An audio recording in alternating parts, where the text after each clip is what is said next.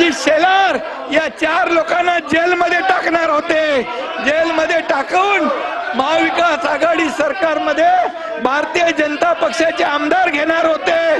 त्यावेळेस मी यांचा डाव मोडला, यांचा टांगा पलटी करून टाकला, यांचा टांगा पलटी केला आणि महायुतीचं सरकार आणलं।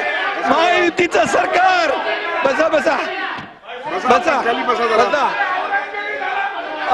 औरंगजेबी विचार तुम्ही सोडा। औरंगजेबीचे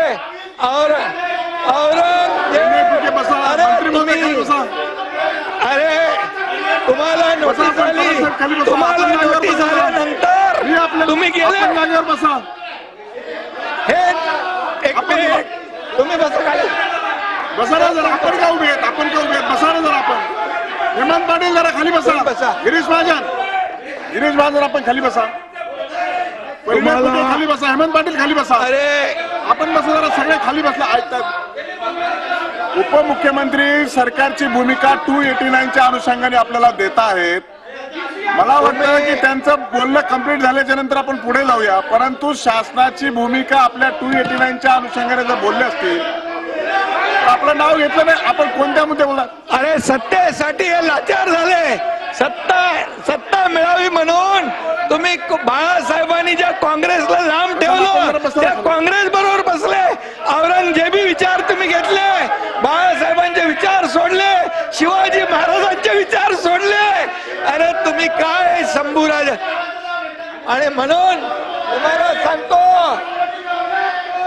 आणि या एकनाथ शिंदेने धाडस केलं, शिवसेना वाचवली, धनुष्यबाण वाचवला म्हणून 80 पैकी 60 जागा आल्या। तुम्ही 100 लढवल्या, 20 जागा आल्या तुमच्या बरोबर। आणि म्हणून तुम्हाला जनतेने धडा शिकवलेला आहे, जनतेने धडा तुम्हाला शिकवलाय, जनतेने तुमची जागा दाखवली आहे। आपण बसा, विरोधी पक्षात आपण जरा बसा। जनतेने तुमची जागा दाखवली आहे आणि तुमच्या हिंमत असेल तर सांगा।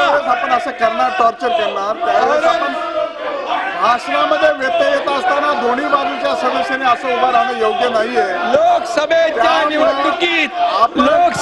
निवडणुकीमध्ये याकूब मेमन याची कबर सजवली तुम्ही। लोकसभेच्या निवडणुकीत पाकिस्तानचे झेंडे नाचवले, तुम्हाला लाज वाटली पाहिजे। अरे हिंदुत्वाचं नाव घ्यायला लाज वाटली पाहिजे। आणि म्हणून या एकनाथ शिंदेने धाडस केलं, हिंदुत्वाचं सरकार आणलं, हिंदुत्वाचं सरकार, बाळासाहेबांच्या विचारांचं सरकार आणलं। 2.5 वर्ष आम्ही महायुतीचा कारभार केला, 2.5 वर्ष महायुतीचं सरकारने काम केलं, म्हणून तुमचं विरोधी पक्ष नेता पण गेलं। अरे तुमचं काही गेलं। आणि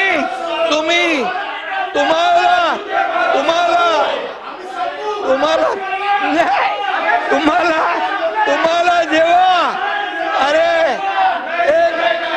एक अंदर की बात है। सभापती महोदय, मला एक गोष्ट बोलायला सांगा।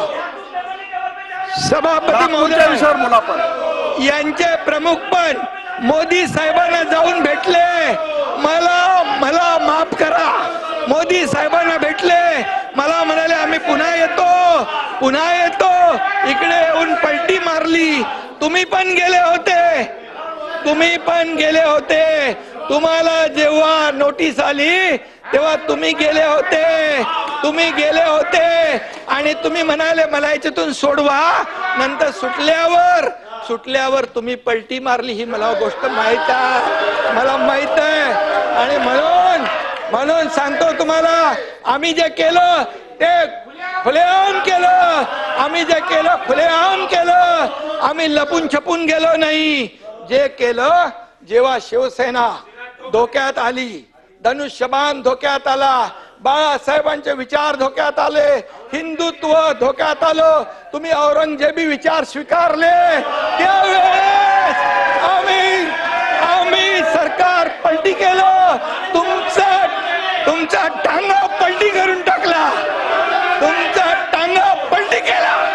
अरे शेर का, अरे त्याला वाघाचं हे करायला हे करायला वाघाचं काळीज लागतं, वाघाचं काळीज लागतं.